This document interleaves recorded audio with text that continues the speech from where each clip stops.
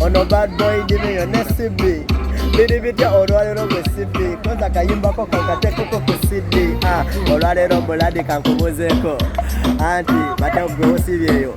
koze kakati ebigambo kambitekeko ono CB wamweno kamuyimbeko olwalero gwe mbadde nga mpitaayita isima nangamba soko josa leko beto ne musala kateje sanze CB lwakuba abadde ne Tata Timbowa Patricia yaliwa obusungu bwenne nakubuza Patricia yaliwa wazoweka sako ne CB wo koze kakati buladi mwana kamba buzeko sede Patricia Wamuleseewa yo kwenkwe buza lero wamtadewa yo kwenkwe kudamuti wamtadewa gwe sede Patricia wamtadewa Wamuleseewa mbozo no Patricia asonze ewono Tata Timbowa kimanya bawala ina ndobaji mama olukole gay